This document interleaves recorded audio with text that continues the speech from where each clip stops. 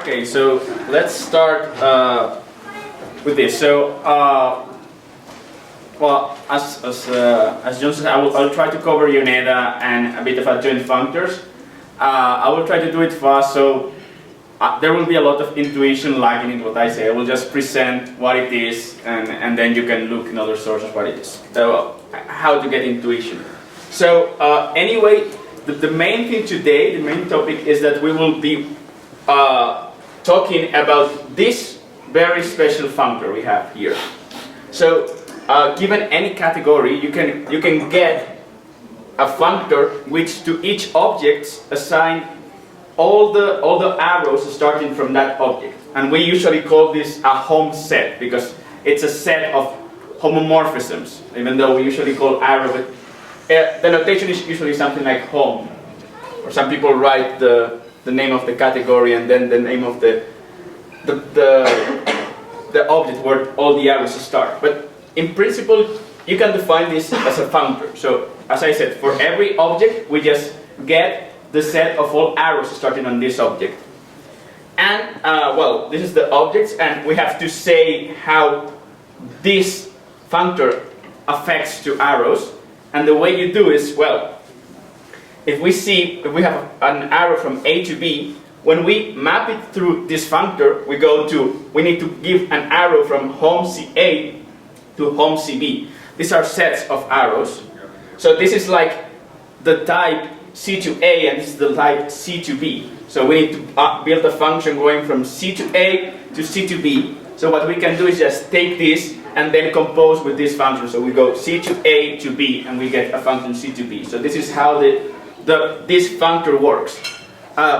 There is another similar functor, which is just when you consider things which end in C, and then you just get precomposition.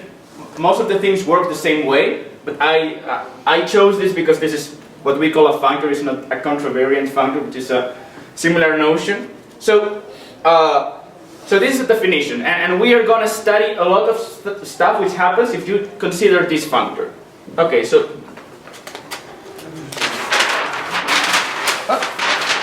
first of all, UNEDA. So the UNEDA lemma says this interesting thing.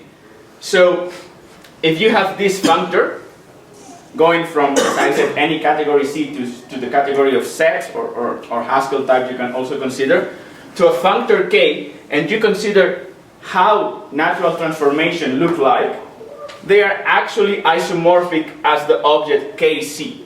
So if we look it in code, that means that if we have this thing, which is this natural transformation, because home C, so I take an A here, and this is sort of the functor home A applied to any X, and we go to this other functor F, so this would be this natural transformation, this part.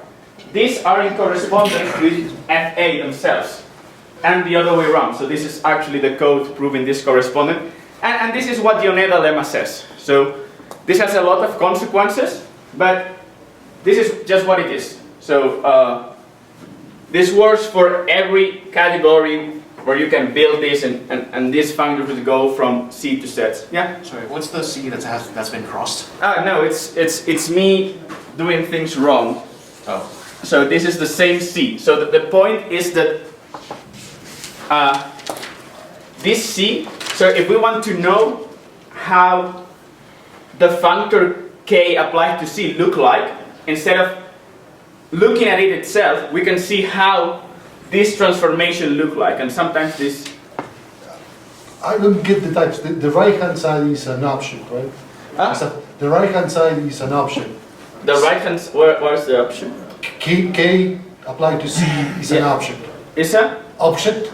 It's an, object of no, so, okay, so both home C and K are functors from C to set. So this is actually a set. But the left-hand side is what? Is a natural transformation? This is also a set. Oh, yeah. So this is the sets. So what we say here is the set of natural transformation is isomorphic in a very technical way, which I will not discuss, to the set of to the set KC. So all the natural transformations between those two functors. Yes. Okay. So this set, yeah. So that means that, as I was saying, you can study this instead of this, and sometimes this makes sense. So one nice example of this, I will use the paper before, is that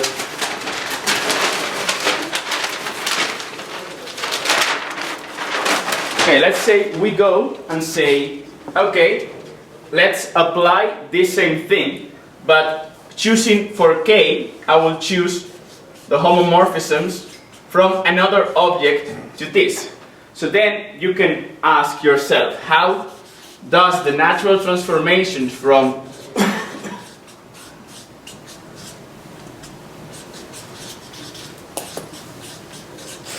so how does this look like? So this would be this natural transformation. How does this look like? You want to build an intuition. So the Yoneda lemma will tell you this is like K, so K will be hom C D applied to the object C.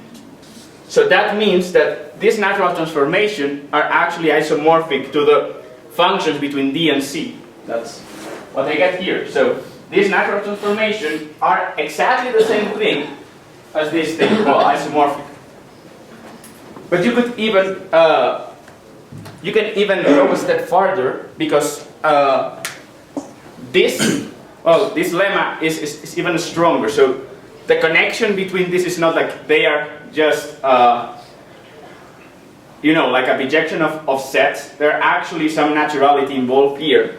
And for example, this tells you that the natural transformation, which is the identity natural transformation here, will map to the identity here. So if you do this trick twice, what you get is that two objects in any category are isomorphic if and only if their home sets are isomorphic. So if we know, so in more concrete words, if we know that for a given object, all the functions starting on that object are isomorphic to all the functions starting to this other object, these two objects have to be isomorphic. So I like this thing because I think this distillation of the idea that some object is not itself nothing but how it relates to everybody. And if all the relations, which are the arrows to all the other objects in the category, happen to be the same or isomorphic, then these two objects are really the same thing. We are speaking about the same thing. So this is everything I wanted to show you about Yoneda lemma. So you will hear sometimes also people talking about the Yoneda embedding and so on. They just usually refer to having this, so representing an object by its set of arrows. So any questions about this? No? Okay, so my favorite topic in category theory, adjoint functors. So this is, I think this is one of these notions which is, they were really started by category theorists because it's kind of weird. Some people like to describe it as some kind of quasi-inverses of two functors, so like f and g are in some kind of quasi-inverse relation, but I've always found this analogy a bit misleading.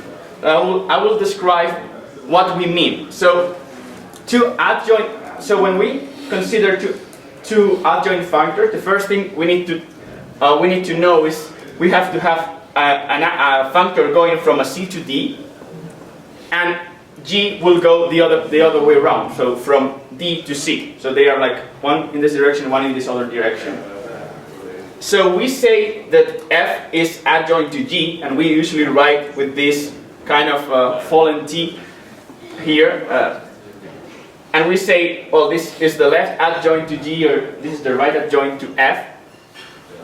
When this thing happens, when we have these natural transformations. So this language is a bit, so this is the definition, but I like to see it in another way. So what does this mean? Yeah. Like one more time, it was like in the beginning of the talk, homomorphism definition. Like what's the definition? Home set. So that's, do you mean the home I write there? Yeah, the home. So that's for a given object, the set of all the arrows starting with that object. So if you think like what is the home of int will be every function from int to any other thing in Haskell. So the question, if there's only one arrow, which is for example the identity arrow. Yeah, well then the home set has one arrow only. Then in that case they're both isomorphic? Yes. Is it always true? Like if there are two objects A and B. Yes, if both only have those two arrows. Only one arrow. I'm talking about still the unit element. Yes. Okay. Let's see. I think there is some naturality which you lose here and there. Okay. So that's why you cannot really say that, because if you have like this thing which is the identity and this thing which is the identity, you cannot find the isomorphism between these two things. Okay. Yeah. So a home set is a description of an object. So what the Yoneda lemma tells you is, at the end, is that the home set is sort of a description of the object. Cool. It's a way to describe it. Okay, I was going with a junk. So I wrote this definition with home sets, but I've seen this way to look at them, which I think is very nice. So let me first write it, and then I will explain what I mean by this. So F and G are adjoint if every time you have an arrow going from FC to D, and this will be in the category D, you can build an arrow from C to GD, and the other way around. So it's like you have kind of a way to invert these special arrows. So I think the best thing to understand what it is look at one example. So So we are gonna consider two functors, and we're gonna see they are adjoint. And these two functors are gonna be what we call the diagonal functor, which is just something with duplicates everything. So like for every object it's assigned the pair of this object with itself, and for every arrow it's assigned the pair of the arrow with itself. And the functor of product, which takes two objects and gives you the product. So this, you can see there are different categories here, but they fill into this schema of adjunctions. So what we say is that the diagonal functor is adjoint to the product functor. And so let's see that this is indeed the case. So if we fill in this thing with a double line that I wrote, what you have to give me is, if I give you a function like this, then you have to give me. So remember we have f of a, so in this case f is the diagonal functor, and because we have we are going to C, this is a tuple of two objects, and then the other way around, the other way is we have to go from A to G of D. So and in this case, if we apply the product functor to this thing, we get this. Can you go back to the previous slide? Yeah. Now, question. Are A, X, and Y all the same set? Yeah, in this case, they are all in the same C. They are objects in the same category because but that's only because that's how we because of these special functors, we go from C to C to C. So it's in general that could be different. Yeah. Just because I'm trying to, with the left and right joint, which we're defining with is it based on what we're given, or is there a difference other than just that we start with the C of the original, if we have F's, the category to category C versus C to GD? So does it matter that is it left adjoint because we start with C, or is there another reason? Yeah, so the fact that, this left and right adjoint is just the name they give it, and usually you call it left. I mean, this is just the definition of what it is, and you can usually remember about this if you write in this way. The left adjoint going to the left of the arrow, and the right adjoint would go to the right of the arrow. But I think the question is there a way to know which thing should be on the left and which thing should be on the right, or does it not matter? No, it matters which thing is on the left and on the right. So in general, for example, for the product, the left adjoint and the right adjoints are completely different. So this matters. But in general, there is no way to know that there are ways to know when two things are adjoint to each other. But I think they are usually much more complicated than just checking them. So at this level, so for the kinds of functors we have, if you go farther, then it makes sense that if these two things have these properties in common, they happen to be adjoint, for example. Could you go to the previous slide, please? Yeah.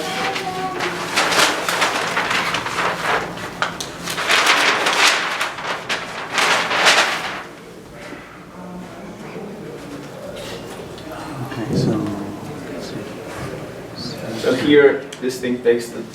Okay, so we just choose them all to be in the same Yeah, size? we just chose this to be... Okay.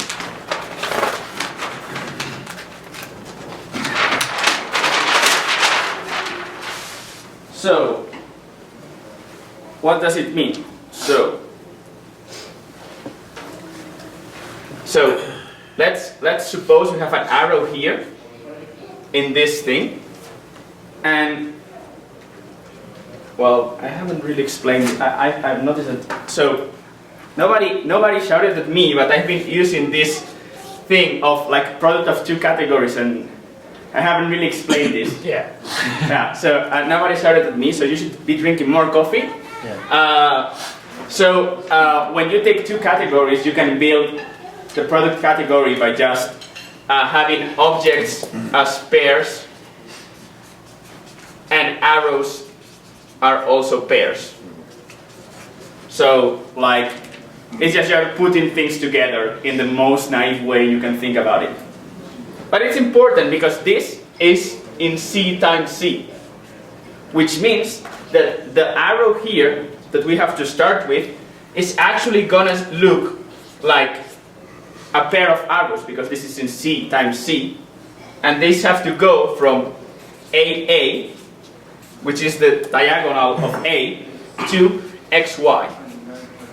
So this is how we start with here, and we have to, from this, we have to produce a function which goes from X to X, Y. So how can we do this? This is a dot product or a cross product? Like That's the cross product. Not when we talk about the objects and arrows there. The object and arrows, that's your tuples in a... I mean, cross product tuples or? Yeah, cross product tuples, yeah. So how can we go from this to this? So if we would write like the Haskell thing, we would say, well, we start with an A, and then we apply F to A and G to A. So that's how we go in this direction. So we've shown one part of the adjunction. And now we have to do it the other way around. So we start with an F going from A to XY, and I have to give you back two arrows, well, a pair of arrows going from AA to XY. So how can you do this? So, well, if you give me a pair of two things, A1 and A2, I can just apply F to A1 and F to A2, and you get something, sorry, no, we have to take, so it's like the first of,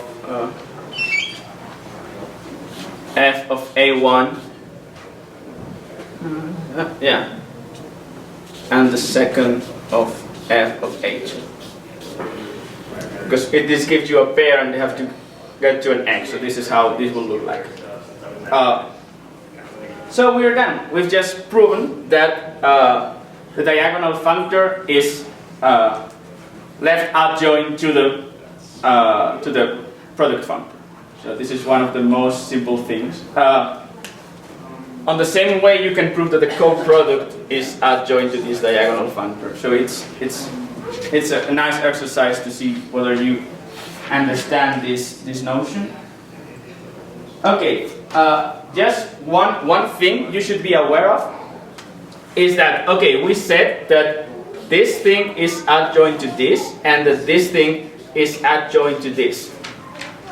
So you could say, oh, maybe there is some kind of transitivity which would say like this is adjoint to this, but this does not hold. So from one thing being adjoint to the other and the other to a third one, you don't get this thing. And this is because adjoints are unique up to isomorphism. So if we have an adjoint to the product, it always will look like a diagonal functor or isomorphic to a diagonal functor. So in particular, it cannot look also like a co-product because they are not the same. Yes? Question? Are they adjoint because the types end up matching up, not so much the value? Like no, so both things need to be fulfilled. So the types have to match up, so the functors have to go from C to D and the other have to go from D to C. So this is like a prerequisite, otherwise you cannot even say these two functors are adjoint, but you have to have these two special arrows going in both directions. So, can you explain the product functor again? Because I just don't see how we're ending up with one. Oh, yes, so, yeah,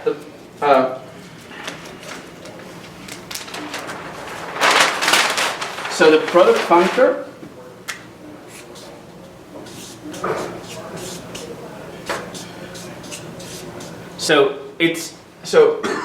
it maps objects in the same way, in this way. So for every two objects, A and B, it assigns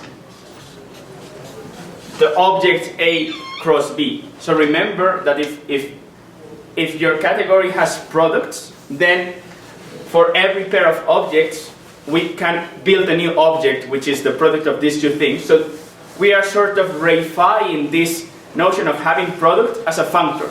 So having a functor which actually is the one doing the job. So which assigned to every pair of things, its product. And then it also maps functions using this operator we saw for products. So that's like we are taking this notion of having products and what it's in there, so the object being a product and this way to combine a function, and we are making it into a functor. So it's like we are providing a function which does this job. Does it make sense? Yeah, sorry. Okay, more questions about this example? Yeah? We found those two functions, right? Yeah. From down below. Do we need to prove any property between those two functions? Like the composition of them or something else? Or just the yeah,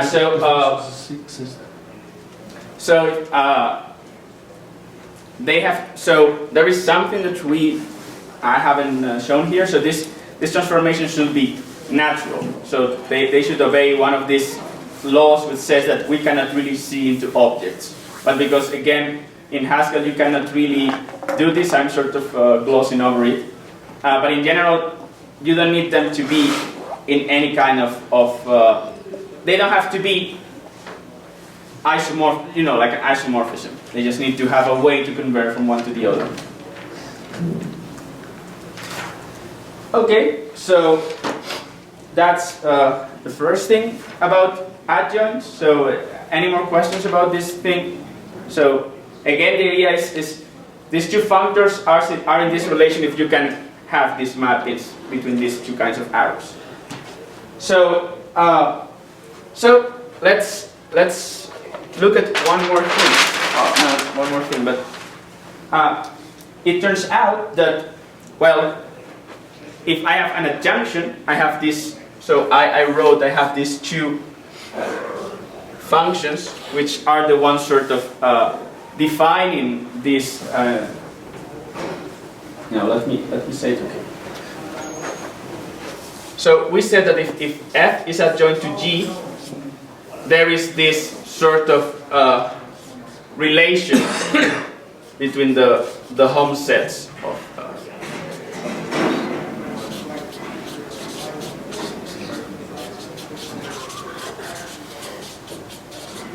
So these are this set of functions, and well, this is the convention we usually use to say, well, the part of the isomorphism going in this direction, I'm going to call it phi, and the other one going in this direction, I'm going to call it c. So it turns out that we can, from this information, so these are these two natural transformations, because these are going between functors, we can define two new natural transformations. So one is called eta, and it goes from the identity functor in C to G composed with F, and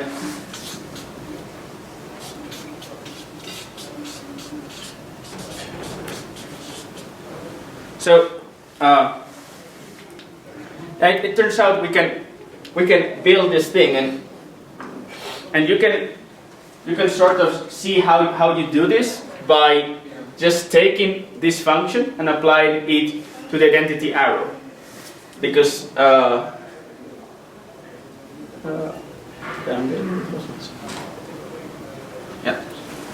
Anyway, let me.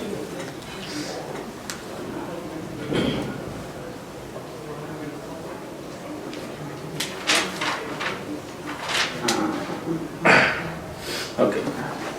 I need more coffee myself, sorry. But the point is, and maybe it's not important how you get to this because you can find it in a textbook. The point is that from this... You can just replace A with F of G. Oh yeah, yes. yeah, G of B here, and then you will get this thing. Yeah, that's right, thanks. So you replace here this with GB, and then you will get this thing, because we'll get home of. So replace A with F of G of, let's say, X or some type. So then you get home from F of G of F. Oh, sorry, no, just G of B. G of B. Yeah, G of B. Yeah, that's right. Sorry. To B, yeah. Yeah, this has to be, yeah. That's composition, like F, E, F, G. It would be G of B and G of B.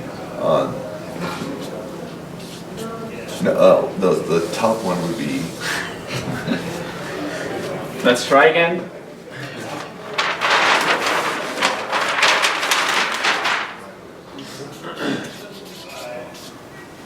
So Yeah, so you originally had F of A to B. You replace the A with G of B. So first write the original adjunction, just F of A to...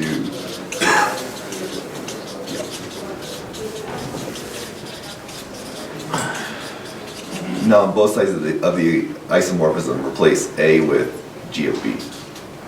Uh-huh. yeah, that's right.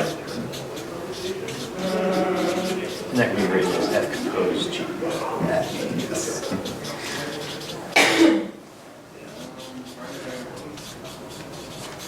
Thanks. That's right. So you can see this is really not doing anything. So this is like this unit natural transformation, and this one is so we got something going from the one natural transformation to F composed with D. Thanks. And you can do sort of the same trick and then get one from f composed with g in the other direction to 1. So as I said, this is what we call the unit, and this is what we call the co-unit. And again, you can start to see by my wording that this will have something to do with some kind of monoidal structure, because we have a unit again. Just a question about this, again, the x function, the product. Would you say, because you mentioned an expression of that in the like triple and notation from Haskell, and would you say that like there's a commutativity, like if like it's the f triple and g, and that's like isomorphic to g triple and? No, not in the slide. no. So okay, this is one thing that I think is general advice. Forget that products are in any way commutative. Right. Products are only commutative if you have a commutative product. But in general, you cannot do this kind of things. So that's why mathematicians love to find commutative things, because it makes things so easy. But in general, they are not. So in a category in particular, you cannot just say, I mean, you can build G composed with F in the other way, but you won't get the same arrow because they won't have different types to begin with. Yeah? Is F composed G there, like it's unit, but is it okay to think about that as composing to identity in some way? You mean this thing? Yeah. Yeah, so these things are two functors. So remember, we can compose two functors to get a new functor. But okay, it seems almost like those are composing to something like identity. Yeah, so what we say actually, so let me write it in Haskell notation. So what we say is that we have a function eta, which goes from a to g of f of a, for all a, and for chosen g and f, as something which, so if we look at it in Haskell terms, we can also see adjunctions as defining this, as being defined by these two functions, this unit and co-unit. Maybe this makes the things more clear, because I'm not using this language of natural transformation and composition. I'm just putting them into types. So because it's a natural transformation, that means it's for all A. The identity will leave this part unchanged, because the identity applied to any A is going to be the same, and the composition of these two functors is just applying one after the other. So this language I was using before, you can translate to Haskell in this way. And yeah, the same way you can do with the left and right adjoint. You can write it Haskell type instead. I have it here, so maybe let me write it, because maybe it will help. So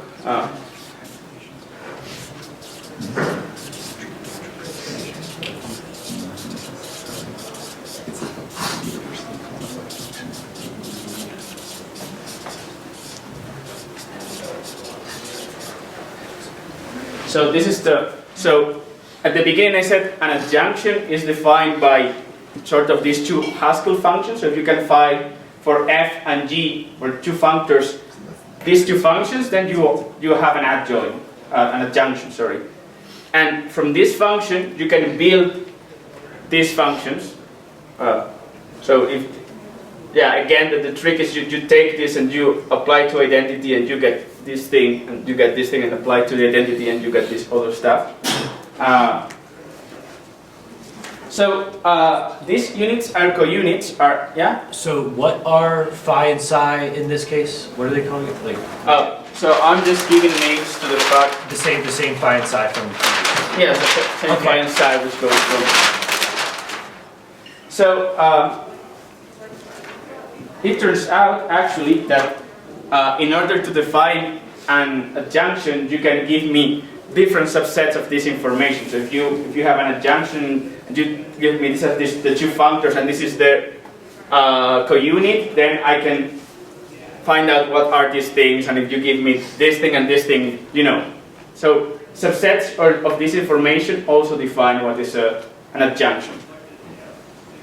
So I guess this is everything I wanted to say about like what an adjunction is. So is it? Yeah. So, given this information, what can we do that is interesting? Oh, what? Okay. Okay. What can we do which is of interest? So, like this. Well, I will show you one thing which is of interest by using adjunction, which is free constructions. Another way which we can find it of interest is there are a lot of theorems which relate adjoint functors with properties of categories. So the most known one, or the one with the best name to be remembered, is called RAPL, which means right adjoints These arrows are more. preserve limits.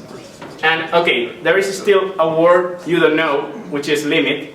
So limit is a generalization of what a product is, a terminal object is sort of a generalization of things.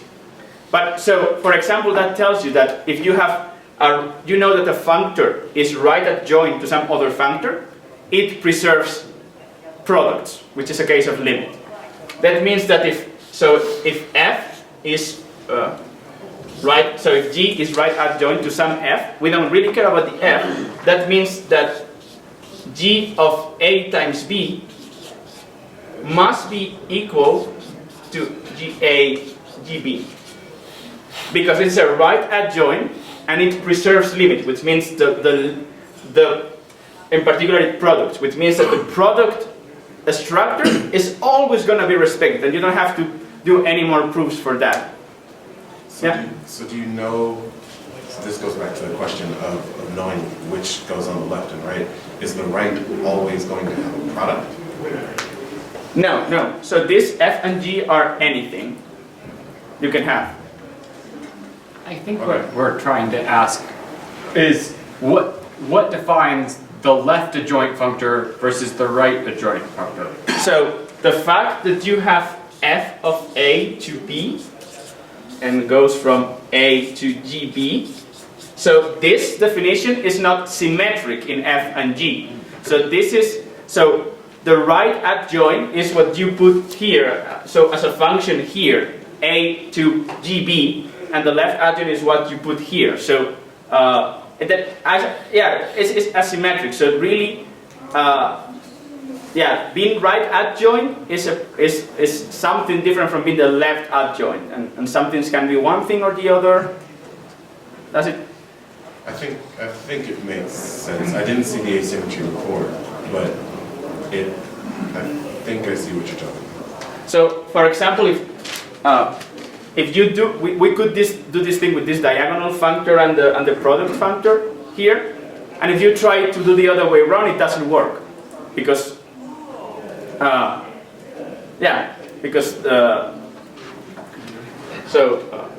as I said, so you have this thing. So if you try to do the other way around, that means that this should also hold. As I told you, the left adjoint of the diagonal functor is actually the co-product, so they are not equal. So you can see that you cannot go around, you cannot turn around this symbol somehow. Is it unique? Yes. So given a functor, if it's right adjoint, if it exists, it's unique up to isomorphism, and its left adjoint, if it exists, is again unique up to isomorphism. Okay. So, and as one sort of thing you get for free is all these theorems saying that some things are preserved, and if you have these adjoint things, then you know you don't need to prove anything. So maybe this is this is something which is useful for mathematics, and maybe if you are trying to develop a Haskell library, you want to be able to have this kind of property, so you can try to find this thing.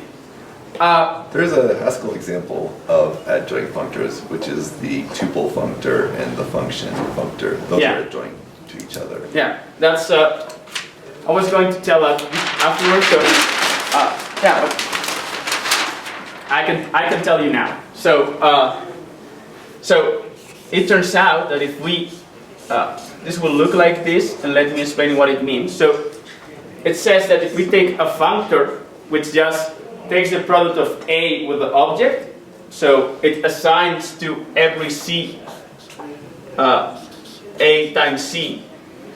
So it's like we are always putting the same type in the top, at the front. And so this is this functor, and we have another functor which for every C generates A to C. So it's like it creates a function starting from A. It turns out these two things are adjoint, and we can see it. So we said if we have f of b going to C, so f of b in this case is A times b going to C, we have to be able, and this should be a different kind of, okay. Then, sorry. And now we apply b to g of C, which is g of C would be this thing. Then we should be able to find this function. But that's basically carrying and uncarrying a function. So if we have this thing, we can separate the tuple and put them as two arguments, or we can do it the other way around. So it turns out that Haskell functions, or category theorists call them exponentials, are right adjoint to the product functor in a nice way. Wow. That is another example of So this, what are the implications in Scala? the same as in Haskell, I guess. I guess what I'm trying to, maybe I don't understand enough of it, but things are carried by default in Haskell, but in Scala it is not. So how does this look in Scala? Or in a Scala it would look the same, because in a Scala you can still find functions.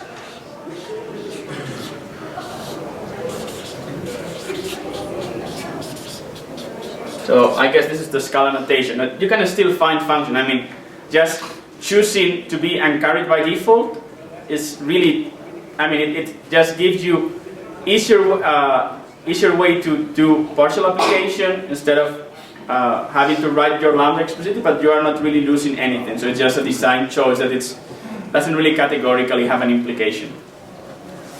Okay, so now that we have this, okay, let's get crazy. And let's see how the unit looks like in this case. So we said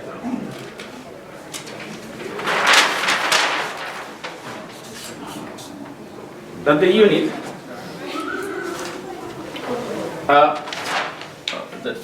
the unit goes from 1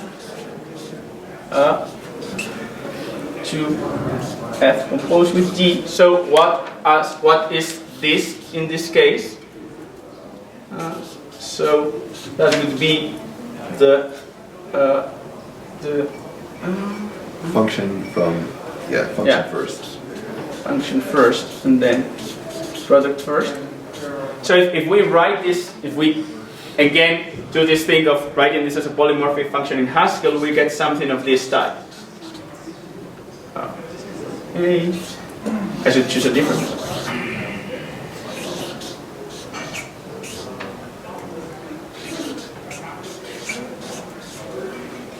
So, does anybody recognize what this is? Yeah, you do. It's return for the state monad. Exactly. So this is exactly if we have the state as state A of B. This is exactly A to A comma B. So this would be the return. So this is sort of the why we're calling this a unit. It's because if we compose two adjunctions in this way, we always get a monad. Or that's a way you can get a monad for free. And actually you can also see, but I won't do it because I have only like 10 minutes left. You can also see that you can build the join using just this unit, co-unit, this phi and psi. So that means that every time we have a monad, and it's even better because every time we have a monad, it actually has to come from an adjunction. So there is a lot of information we can get from these things, because we know if we can find these two things, like here, well, we know already a lot of information about the functors and about how they compose together and so on.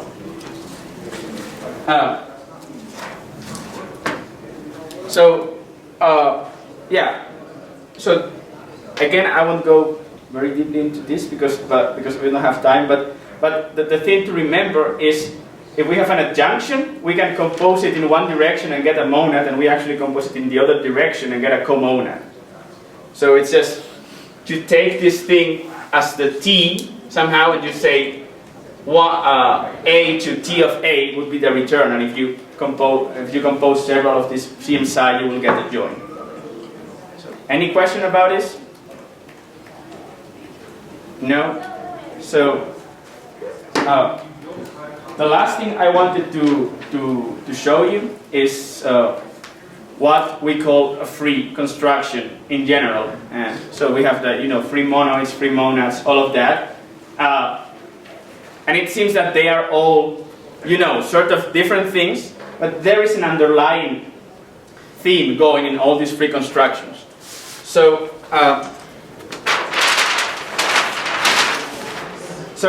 in order to understand what a free construction is, we have to first understand what a forgetful functor is. So let's consider a category like this. I will call it mon, and so the objects are Haskell monoids, or Scala monoids, or only monoids. And the arrows are going to be monoid homomorphisms, so functions which respect this monoid structure. So now we can easily build a functor to Haskell, or so we can just say, well, every object go to itself, because a Haskell monoid is in particular a Haskell type, so we can just leave it as it is. And any monoid homomorphism is in particular a function, so we can just leave it as it is. But we've forgotten the structure of being a monoid, because now in Haskell we don't have the warranties of things being monoids and things being monoid homomorphisms. So that's in general what we call a forgetful functor. It's like we have some kind of a structure, and the objects have this nice structure, and we go to another place by forgetting information. And well, this is sort of a blurry concept, what it means to forget information. You can build an intuition. I don't know if they have actually a technical definition of this. So now that we have forgetful functors, we can define what a free functor is. A free construction is, and it's gonna be something which is adjoint. So this is forgetful. So it's gonna something which is adjoint to this forgetful functor. So in general, something is free if we can prove that it's adjoint to some forgetful thing. So in general, for example, if we have free monads, what we will have is we have a way to get all the monads as a category, and consider also a category of all functors, and then we can just forget information. We can forget a monad was a monad and just remember it was a functor. Now, if we want to go the other direction, that would be the free construction, the free monad out of a functor. And we can do this with every, so you can consider even in mathematics, you can say, well, we have a group and we can forget it has inverses and it will only be a monoid. So we have a forgetful functor from groups to monoids, and we can build the free group out of a monoid by this same thing. So in particular, let's see how this looks like for the case of monoids and types. So we said that if we want to do this, we want to say that free. So we have to have that the free monoid of, if we have a function, this thing,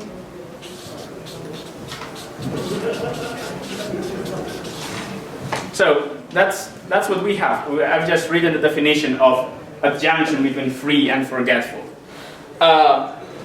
So let's try to. So if you've already read about this, you will know that lists are the thing which are, well, finite lists are the thing which are free monoids in Haskell. So I will, instead of free, I will just write finite list. And okay, this has to be in the category monoid, and this has to be in the category of Haskell. So let's try to build these two functions. So do I have the definition here? Yes. So if we have a function from finite list of A to B, can we build a function from A to forget B?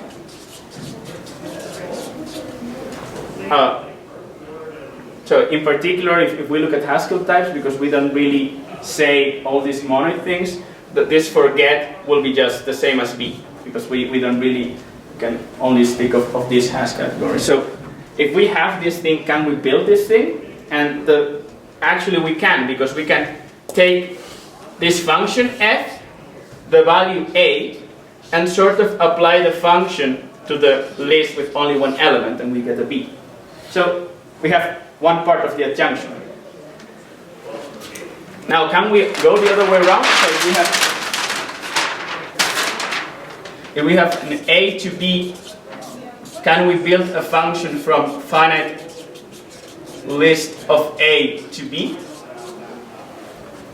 Well, remember, this thing is actually in the category monoid, so we can in particular assume that your B has a monoid instance. I think so. Yeah, that's right. That's right, yeah. So can we build this? So if you try to build this function, you will get something like this. So fold f of the empty list is the empty element of B, so we can write an empty. And fold f is going to be f of A append fold f. Yeah? So we build the two functions again. So we can see that this, we can call finite list actually the free monoid in Haskell, because we've proven its adjoint to the forgetful functor there. So, yeah, I guess that's, I'm sorry, because today I wanted to treat all this stuff. I ran a bit fast and a bit confusing around something, so just ask me about it in LambdaConf if you are there, or tweet me or whatever if you have questions about this. So that was everything. I guess if you are going to look at this, I put into Slack a couple of days ago, but I will send it again, a list of resources which I think are quite nice if you want to dive into this, and to, instead of just looking at my diagram, where I just put some information I need, you can read everything and read the definitions and walk through examples in more detail than I do. So thanks.